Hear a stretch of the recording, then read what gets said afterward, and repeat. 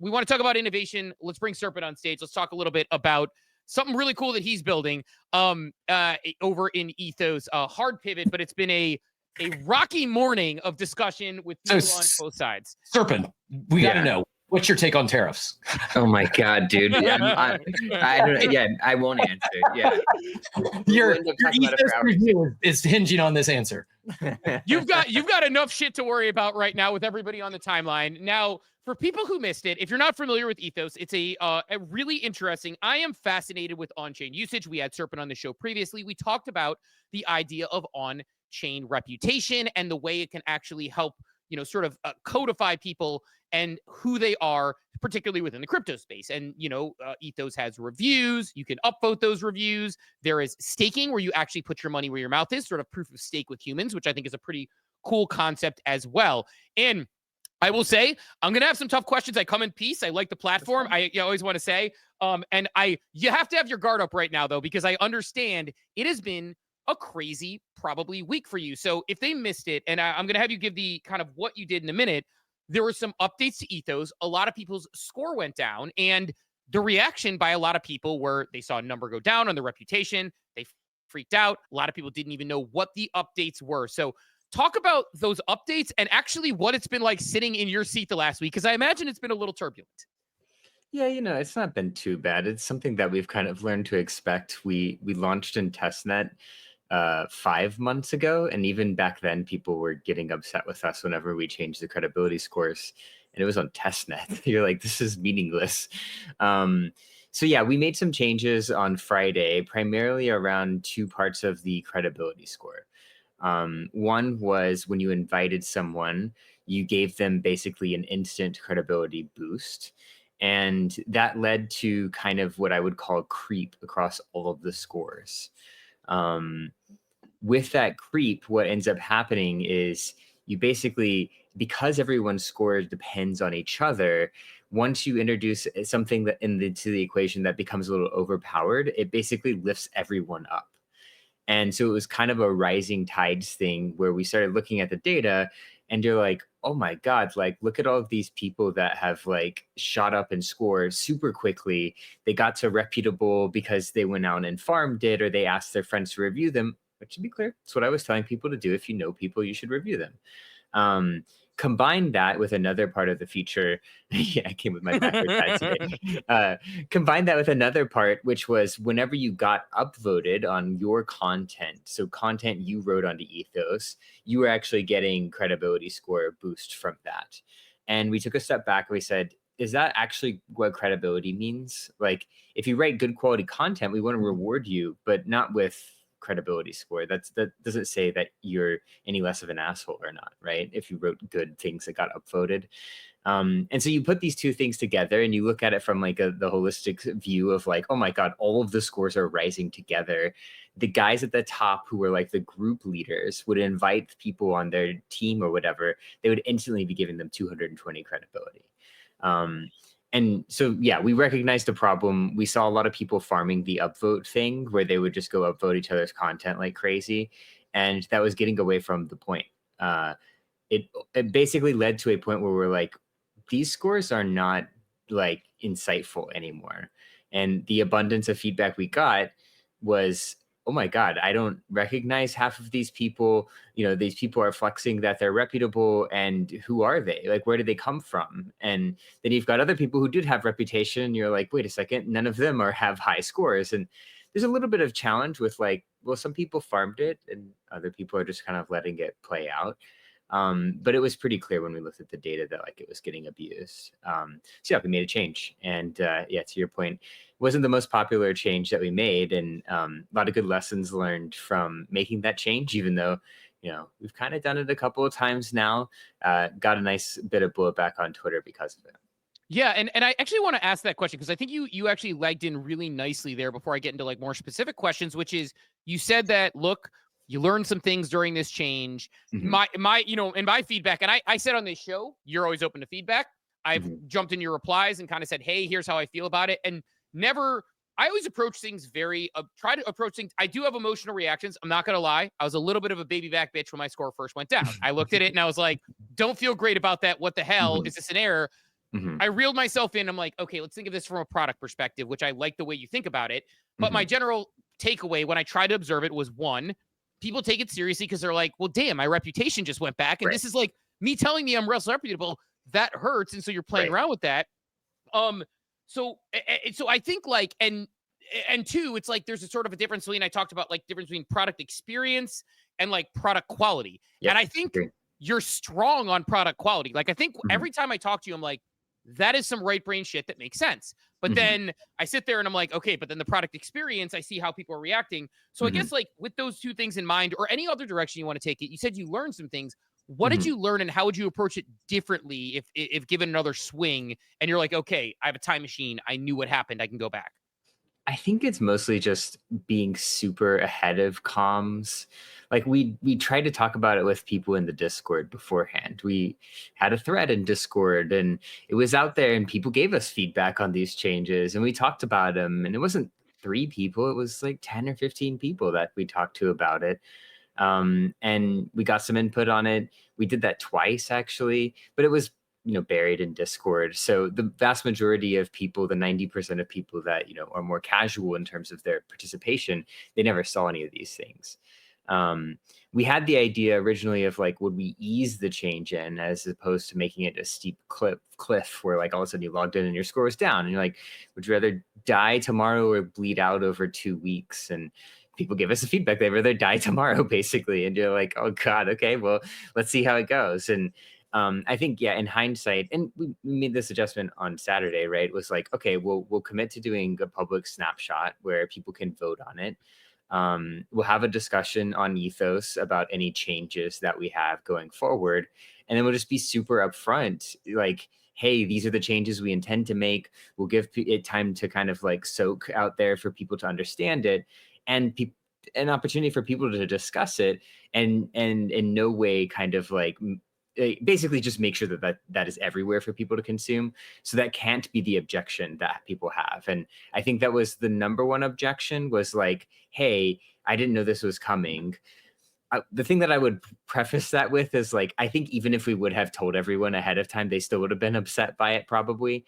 And this is where we get into the tension of like, you and your perspective on your own score versus the protocol and what's best for the protocol, and that's really hard to tease out for us. Yeah, that's a difficult balance that you strike there. And to your point, you almost described the purpose of proactive PR. It's like when I worked in PR at like Progressive and I was leading the PR department there, I would have relationships with reporters. I would tell them what was coming down the pike. We'd have discussions. And then if shit hit the fan, all these reporters who people got the news from would say like, look, we knew this was coming and here's why it makes sense. And it Mhm. almost softens the blow when people Right. say those people whose opinions you trust are already saying like, look, not only is this coming, but after it comes, if people aren't expecting it, it's like, hey, trust me, like this is the right move. So I think it's a really good learning from it because I think that part is probably it's you can't stop improving the product with more data, Mhm. but you can hopefully soften that situation to make people understand it more, which I appreciate that reflection on it. Um, so I think that's smart. The thing I would ask a couple things I would ask. I think Mhm. number one, you mentioned very specifically that the upvoting was something that Mhm. people were farming, which Mhm. clever move. I didn't even think about it. I'm a terrible farmer. I'm not good at gaming systems. Um, do you worry about this having the impact, or is there going to be an edit to sort of that daily task that you do on the side? Because that's Mhm. a large part of it. And it's like, okay, so why do I do this if it doesn't even truly matter and people are not Mhm. going to see this and it's not going to affect things? So curious your take on that. Yeah, I mean, it's a tough one, right? If we lean too much into people farming the protocol, then you get bad data. And what I recognized happened through that is we did have some good data. There were people that came in and they supported each other and they were upvoting each other's stuff. That's still good, right? Like it doesn't mean that it's bad data by any means.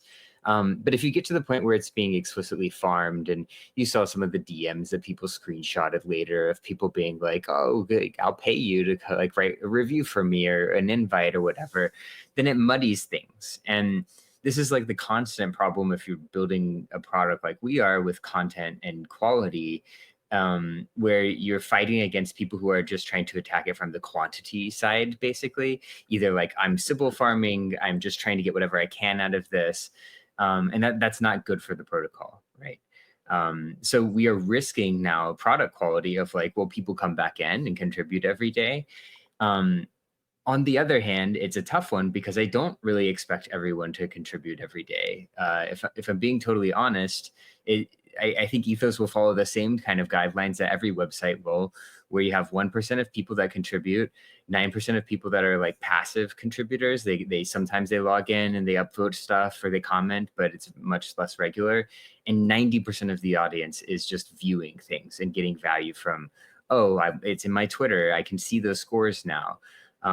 We were on the 60% of the people that were using it every day side. And I don't expect it to settle there because I think we are starting to create that value and it becomes more obvious that you run out of stuff to contribute on too. So hopefully that all kind of made sense. It does make sense. I just keeping it real. Mm-hmm. It was very much a demotivator for me personally. I was like, I had a 10-day plus streak going. I was logging in there. And then one day I logged in and my score was like, it was a big cut. Mm-hmm. And I lost the motivation to do it. So I was one of those, I was a daily active user. Mm-hmm. Since I saw the score cut, I've done it a few times, but I've absolutely lost the streak. Like it was a big motivation blow for me to be one of those daily active users, mainly because in the back of my head, I'm like, well, why am I going to grind this daily if, you know, I grow the score up and then another month I get my score whacked again. Like I'm just, I feel like I might get the same reward if I just, to your point, I just become a viewer. And I like the extension on X. It's spot on. Like the people who are scammers and grifters, they're all red. Like that part you guys nailed as far as like driving that daily activity, the slashing of scores. It was personally a big demotivator for me.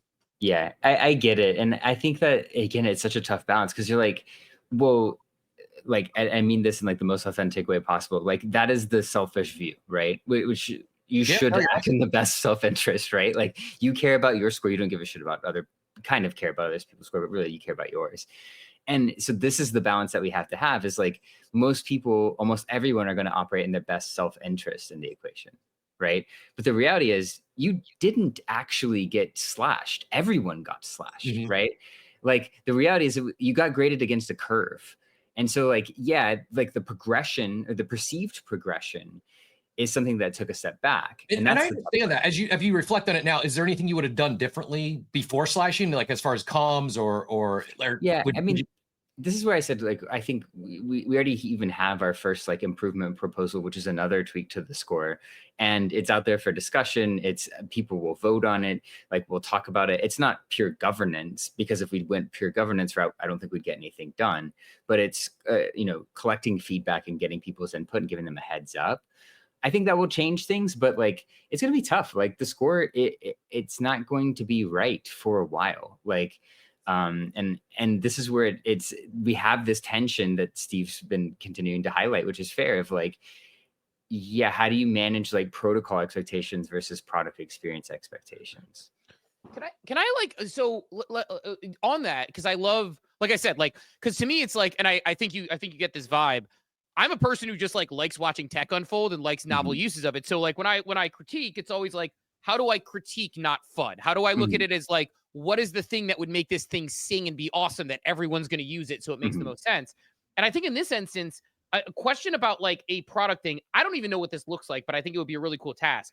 Have you considered a way to somehow verify on-chain credentials? It's probably hard to do at scale. It's probably easier to do in an early beta. Like, and I'll give an example, and this will be a selfish example, like you said, talking about your own score. I've written a Harvard Business Review article about NFTs, the first one, and has been cited, I think like at last I saw it's like 137 times across academic resources. That's probably a sign of credibility, but there's no way to theoretically verify that sort of thing. We were talking about my book this morning. It's endorsed by Nobel Prize winners. It's like, have you considered or thought about it? And I'm not just trying to be like, break my arm, patting myself on the back. I'm using an example I know about. Like, have you considered a way to get like credentials on top of the review system to layer in that extra layer? And I imagine it's really difficult. I mean, definitely. Just to be clear, that what you were talking about earlier with writing something that got cited, isn't there an algorithm for that people look at of like how many times has a publication or research? Yeah, there's a website that tracks it. That's the only reason I know the exact number. And I actually didn't know that until recently. That builds your credibility in the research space though. And like, so people are doing the exact same thing we are, but on like research data. But yeah, I mean, We definitely could. Like, there are definitely plenty of things that we could do, and we don't even have to build it. It's like people have already built a lot of this stuff. You've got things like Gitcoin Passport, which allow you to, you know, apply some credentials to yourself, not the exact ones you said. You know, people have tried to build attestation services that say like, hey, I've done this thing and these other people agree. It's really a tough one because, like, if you take a step back, and there's kind of two problems to be solved. One is like, you want to be able to call out bad people, right? And we talked about, I think we're doing that well. The second one, there's three problems really. The second one is like, you want to be able to separate signal from noise, which is like real people from bots or real people from like fake accounts that no one's willing to review. And the third problem is highlighting reputable people well. And I don't think we're doing the highlighting reputable people well job at all. I think we are doing the other two jobs pretty well. I think we actually do separate noise from signal. Like, you go look on the timeline and you're like, that person doesn't have a review. You know, it's not perfect, but we're getting there. I think it's really challenging to understand on my side right now, what does that mean if you have a publication out there that's been cited a bunch of times, or some sort of credentials outside of it? It does mean that you could be separated for signal from noise, in my opinion. But that doesn't mean that you are a good person or that you are reputable in the space. Like, in fact, if we look back, we may have even talked about this, like the doxed people in Web3 tend to be the ones that actually, they flex those credentials, they abuse those credentials, and they make a bunch of money and leave the space forever. And so like, it's tough because I do think that you are more credible because of those things. I don't know for sure that that should be applied to your credibility score or not. But I could be sold on that for sure. I think that's what most people are feeling right now, is the like, oh, it's early into Ethos, and there are tons of people on there that are like, what the hell? I'm a reputable person and I'm not reputable on the site. Yeah, that's a really good point, as far as like, you know, a lot of people come in and they say, look, they use their they leverage their credibility to do something that is not credible, and that bears it out. So it's a very tough task, I think, to go in, is like, what do you deem as being important? And then again, the issue you run into is it has to be almost an update of multiple things, because if you just did one individual thing, then some people's scores go up, some people's scores go down, and people are going to be pissed off about it. I think it's a fair point. Have you considered, again, like, this is just like product things, because I find it so fascinating. Have you considered like levels of categorization where like you almost can use certain things to categorize someone into just like, because right now the score is very binary. It's like it's like, you know, you're credible, you're reputable, you're neutral, or you're not.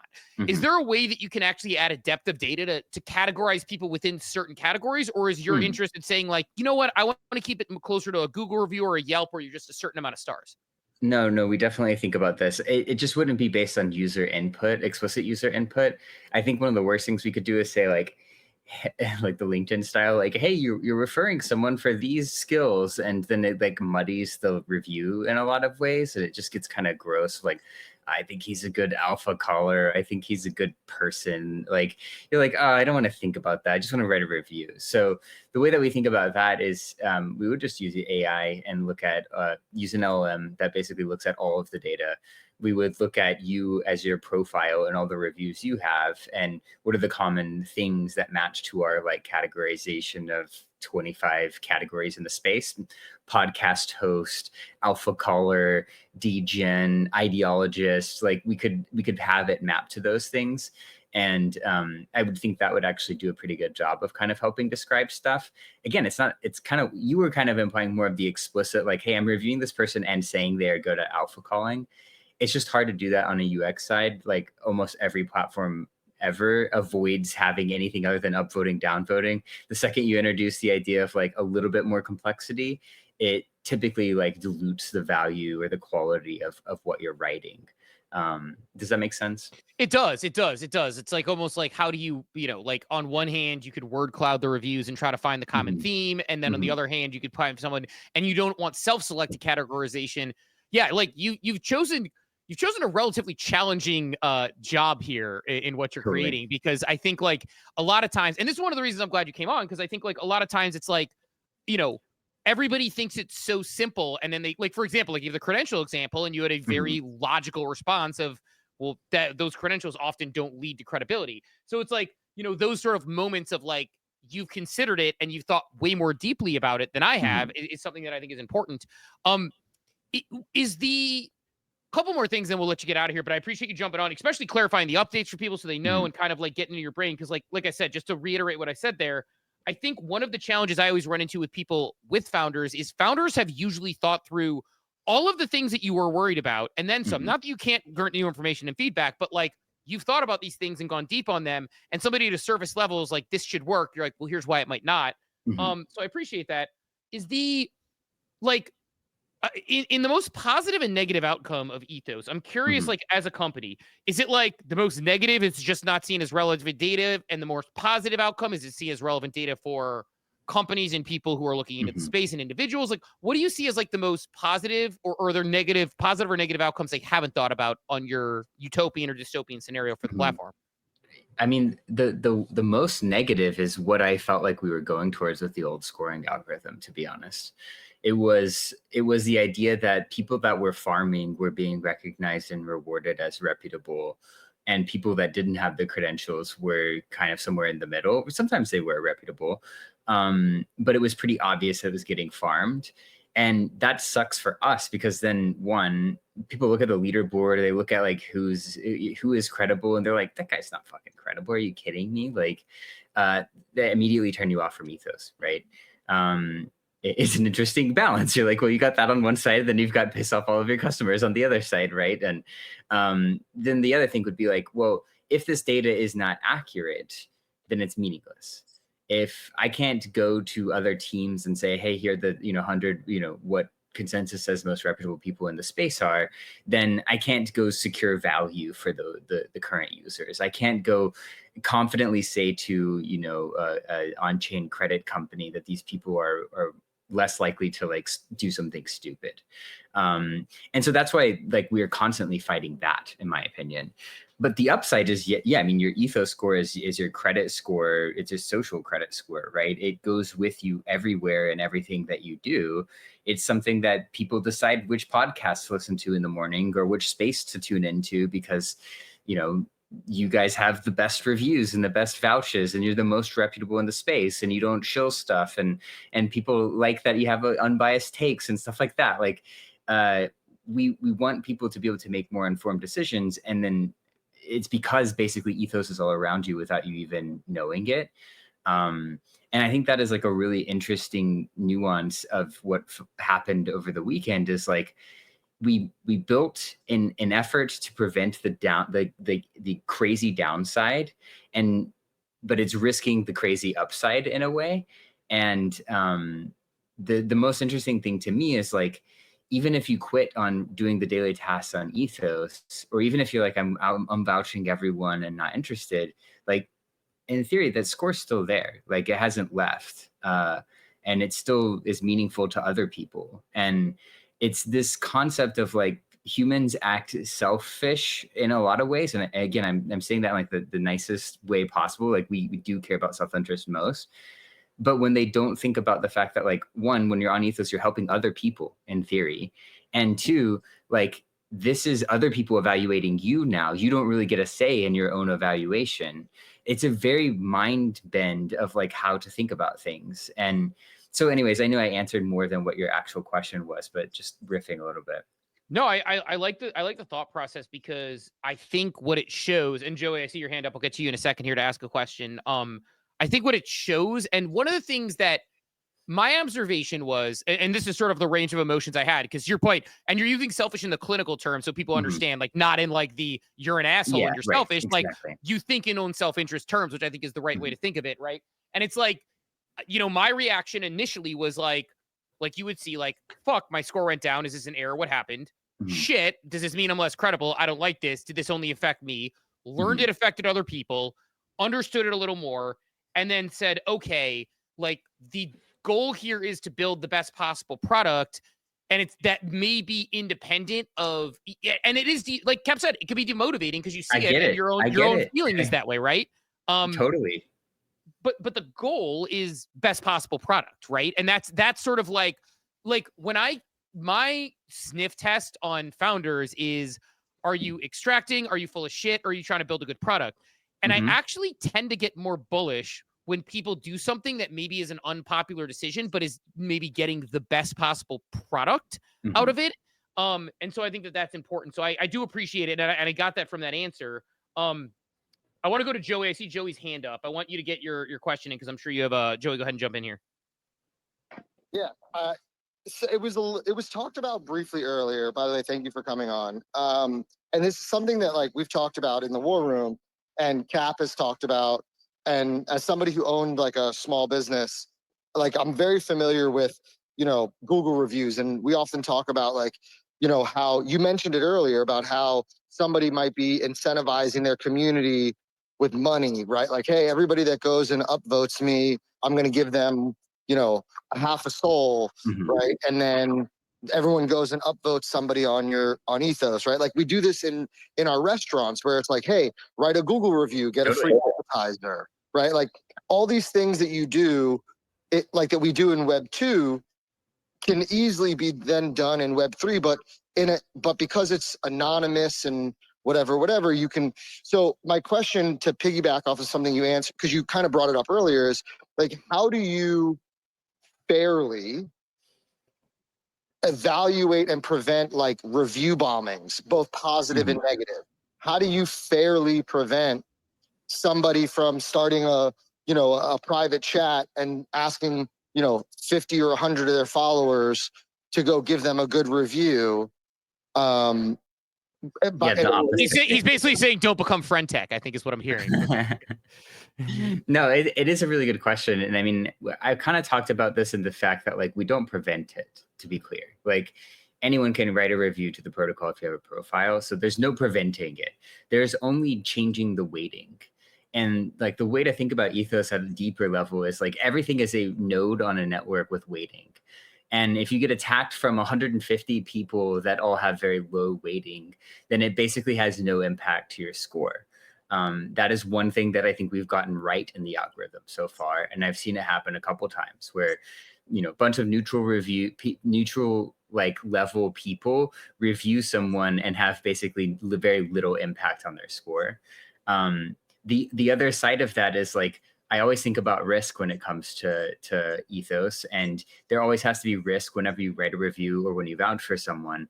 And to me, I think that the risk of participating in mob mentality or getting paid off to like go take someone's kneecaps out, like you did that on chain, like cool, like now people can go see that. And the risk isn't necessarily that, yeah, it might suck for the other person that gets their kneecaps taken out. There could be people that come and defend that person too, just as equally, vouch for them, write positive reviews that counterbalance them. This is the point of consensus in a lot of ways. But I think at the end of the day, participating in mob mentality is something that I think the network will view as net negative, and people will identify like, hey, you like mobbed on this person and you've done this like a few times now, like you might not be a really quality add to the ecosystem, the social layer overall. And so I know that's not the best answer of like, hey, we're defending against this. I'm basically saying like society is going to do things that society is going to do. We can help weight against it to ensure that like the people aren't completely impacted in really negative ways, but really those people are now putting risk behind it. It's not I wrote a tweet and I deleted it 3 days later. It's like I put something on chain that said I didn't like this person. And I'd like to think that will end up being a better defense than it is now. Yeah, I think that that's a good way of putting it. I think it's like like you see this in the past where it's like people join a mob mentality that ends up being wrong. And then down the line, people say, but weren't you the same person doing this? And I think that does matter. And now putting that on chain absolutely matters. And again, people can go back and correct things, and that's what it does. But it's like, it's almost creating an on-chain record of that, which I think is like, look, I'm creating an on-chain record of the moment in time right now where, B-Check and Legendary and those guys, like those are my friends. I trust them. I think they're super credible. I'm leaving and I'm vouching. That's there forever. And if they were to go and say, we're selling a modern market thing and we're rugging it, then, which they wouldn't, they're awesome. But like, that's going to be on me for my lack of judgment in that moment. So I think it's, and to your point, I have yet to leave a negative review. That's just not, I haven't. Like, and I think there's probably a lot of people who are more hesitant about that. Other people absolutely love that shit, I noticed. But like, I've been a little bit more on the side of that.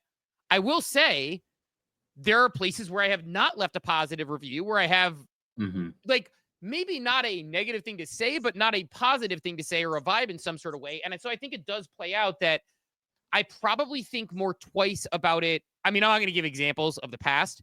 There are people who gave me bad juju who didn't do anything wrong. I'm like, I got bad juju. Cool. Like, I can talk to them. I can interact with them.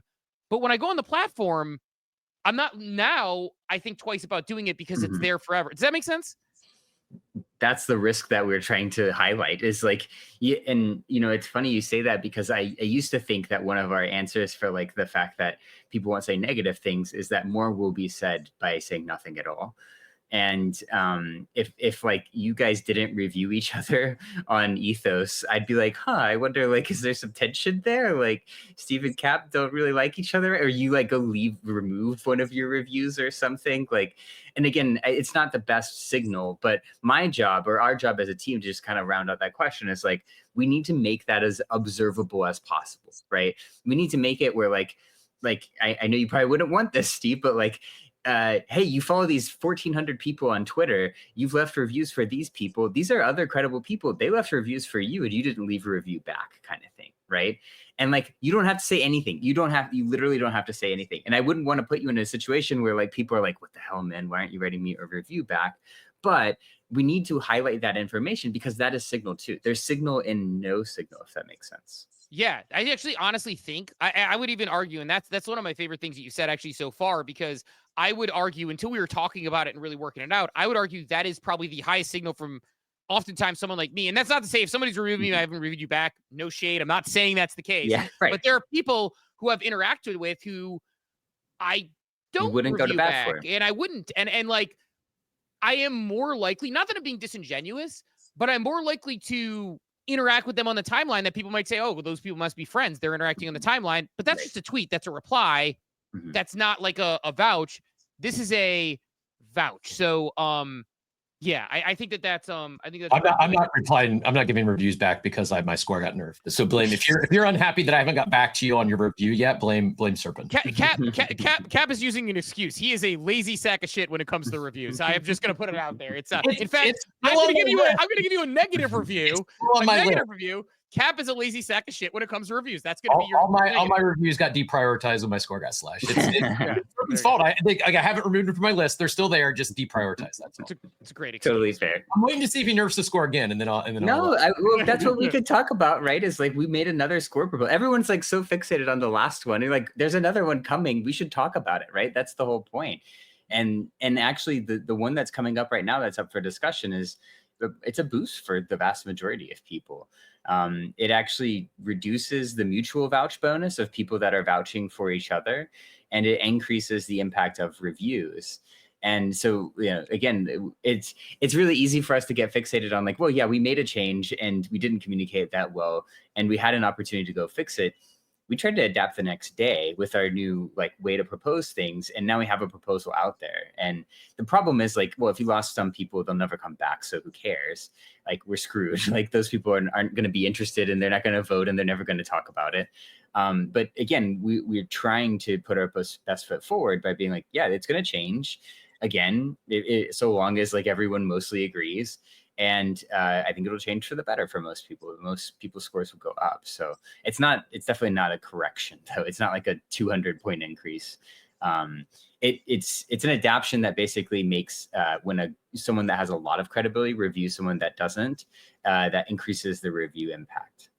Yeah, well, and if the change you make is like we've decided to up votes on reviews are very positive, I am going to give you a negative review on that basis. I should get that. That was the thing that I was like, damn it! Like I totally get the FUD on Twitter, but like, write me a negative review. Like, if you don't, or go buy my distrust on my market or something, right? Like, give a signal out there. Don't just put it on Twitter. It's boring. Like, go actually put your author it, right? Put it on chain. If you really think that we fucked up and that you don't like Ethos anymore, you don't like me anymore, go put your name behind it, right? Like, I don't know. That's the one thing that you're like, God, I want to get to that. Like, and it's not just me, and it's not just this instance. It's like in every instance, right? Like Polymarket screwed up a couple weeks ago with the UMA resolution. They got slashed. Like, slash me. Like this is the point. And so I was kind of disappointed with that. Like, Cap, if you want to write your first negative review, or either of you guys want to write your first negative review, Cap's just his first review in general. Go ahead and leave it for me. I love that. No, I appreciate the thinking on that. I'm looking forward to hearing more about the updates. And again, I appreciate the sort of mentality around trying to grow in a way where you're like, look, what can we learn from this? What do we like? But not apologizing for trying to create the product. I think that is the right way to go about it, for 100%. Because if you just build a product to satisfy CT, I think that's probably about the quickest way to lead to your demise. You're never going to make all of CT happy. And if you build to solve for that, if you build it to satisfy CT, it's probably like farmers. Yeah, you're just going to guarantee a short-lived product that they'll move. You'll lose them as soon as the new shiny thing drops. It's tough, but I would like to think that our best statement of like we're here for the long term is by shunning people that were farming the protocol, basically, right? Yep. Like it's a fine ground, right? Because there's people like myself and Steve who were not like farming. Totally, we actually interested. We think it's a good product, and or I speak for myself. I'm a sucker for daily activity. Like, give me a daily gamified thing I need to do. I'll most often do it if it's something that I think there's value in the platform long term. Right. I'm not going to do it if this is going to be gone in 60 days. I won't usually waste my time. So I think there's that fine balance of keeping people like us who are not going to farm it, but we'll use it every day if we think it's going to be there. That's where I would summarize it of like, we tried to kill the farming and we took everyone out at the same time, right? And you're like, damn it, we got rid of the things like the behavior, the boosts that people had that they were farming, but we can't just like, there's no like, oh, well, like you got to this level, we're never changing your score again. No, the score goes across everyone. That's the only way that it's fair. And so like, I would say that is the biggest self-inflicted wound is like, we went to take out farmers and we took out real authentic people that are not there to farm. They just care about their score. They just want to like use the product. And that was definitely the biggest miss. And again, that's where we're like, okay, well, how do you go solve that going forward? Like, it's still going to be tough. It's still going to be hard if we have to go implement something that nerfs people again. But we have to be better about figuring out how to vocalize that early, talk about it often, introduce the change maybe over time, just like make sure everyone's along for the ride. Awesome. Let's we have one more question in here and then we'll let you jump. Although our 10 o'clock segment or 9:30 thing actually ended up having to jump, but like Salamander on stage, go ahead and get in here. GM guys. Damn it, am I late? Late for what? For this show. I feel like I was like popping in, you guys. I saw the topic and I'm like, damn, I'm in here. Because I made a couple fun posts the other day. That's why. Literally about this. I said Ethos, these nuts, but that's how it is.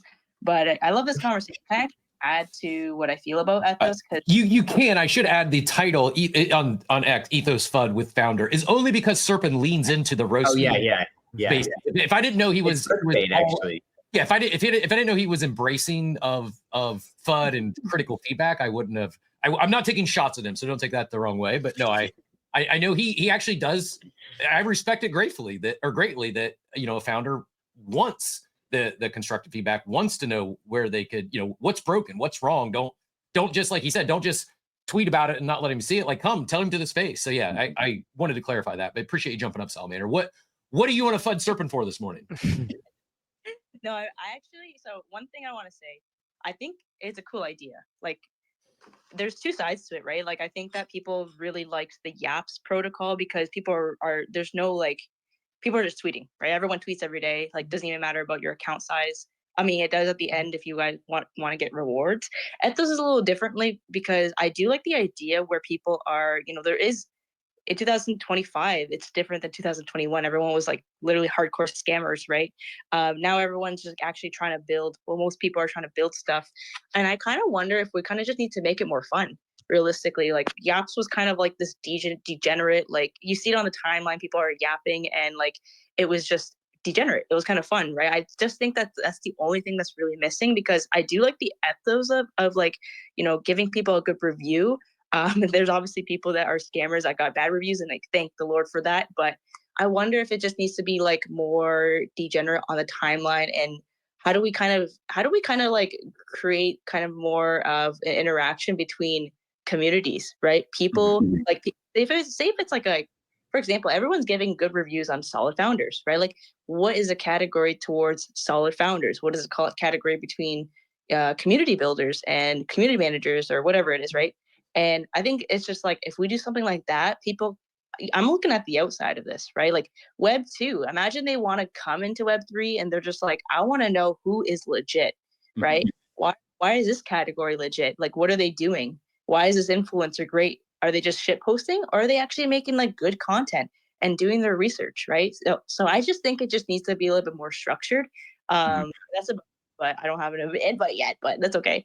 Well, It's just the only thing, really. we can figure something out to help you out with that.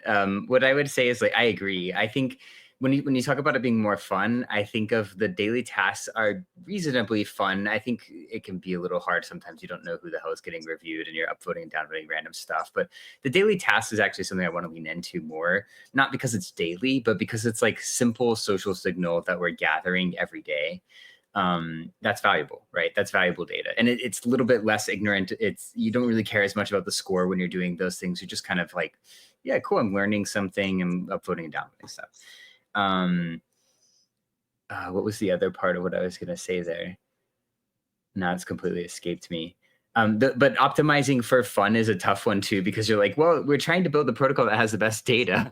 And like, I think yaps were really fun and interesting, but now what my observation on the timeline is that like people farming yaps a little bit too explicitly leads to like a little bit of like rewarding chaos and negativity. So it's a really interesting balance. Man, what else? You brought something else up in the second part of your statement and I completely forgot it. I was saying that like I'm kind of looking Structure. at You're talking about structure. like categories of people, right? Yeah. The homies, all my founder friends, and I love seeing their feedback. Like great founder, good communication, great leader, and I wish that was like categorized, just because like I want to connect with more marketing community Right. managers, you know. So yeah, that's something we were kind of talking about earlier on the show too, of like, how do we look at what people say about reviews and then try to start to categorize that information for them? We could explicitly ask users up front, but I found that that's not the best UI UX generally. So we have some plans around that to better categorize accounts and just get like, what does consensus generally say about this person? Are they a degen? Are they typically a founder? Are they a community manager? And I think on the flip side of that, where I think it will get really interesting, something I was working on literally last night, is we're going to have different leaderboards for different types of accounts. And so right now, one of the pieces of feedback is like, what the hell? You had this like global like credibility score. People look at it and they're like, I don't even know who the people are at the top of the leaderboard. Well, like imagine if you could go look at like a ranking list of like VCs in the space and like how people view them. What if you could look at founders and there's a founder leaderboard? Or what if you could look at protocols, or maybe it's like upcoming projects, who's supporting what upcoming project that hasn't been released yet and why do they support it? I think that type of categorization will help too, where it's kind of like we're kind of categorizing the categories and then allowing people to rank them based on their scores. So hopefully I think we're taking a step in that direction to just like kind of build it out, make it a little bit more fun, and also just kind of help with the structure of the data overall. Because right now it's still like Wild West a little bit with Ethos. You're like, I don't, how do I find stuff? I have no idea how to find most of the things. And we don't put a lot of like stuff in your face and say like, hey, this is a good person, you should go review or stuff like that. I like that. It's like adding more context to the reviews and to the individuals, I think is really good. So it seems like if I'm reading between the lines and kind of like, or not even between the lines, you're saying it like contextually, you want to add more context. And this is actually this is going to sound like a weird use case, but like for me, it's actually really good to know what people know me for. And not that I'm like well known. I'm not like, oh, but it's like what people associate with me is a better way of putting it.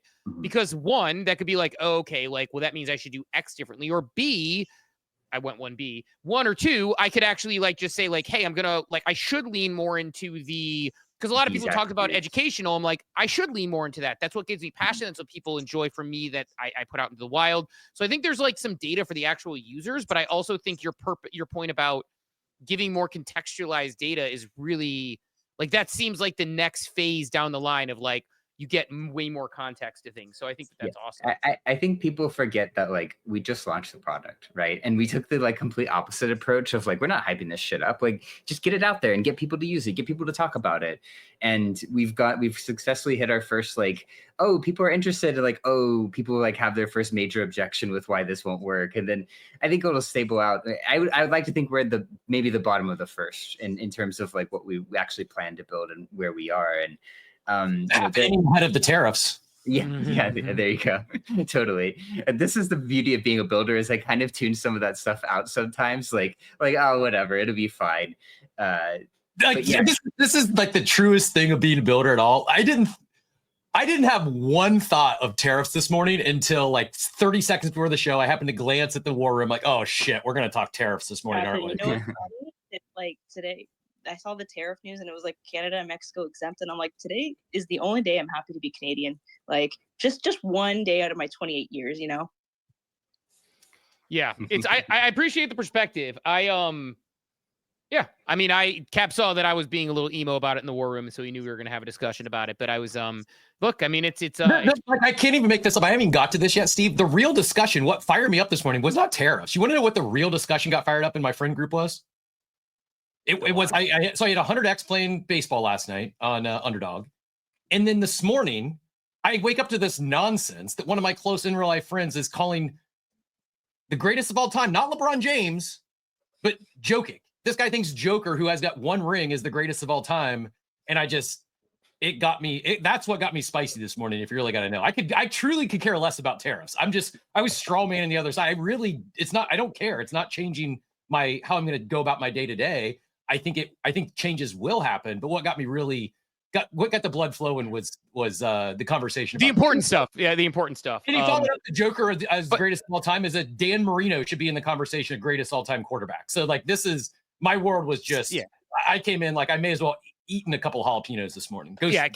Cap's friend gets slashed on the market. That's my take on this. But look, Serpent, I appreciate you sticking around. I gave Serpent an invite from like 9:45 to 9:15, but the conversation was really flowing. So I appreciate you sticking with us on all this. Like I said, I truly enjoy the product.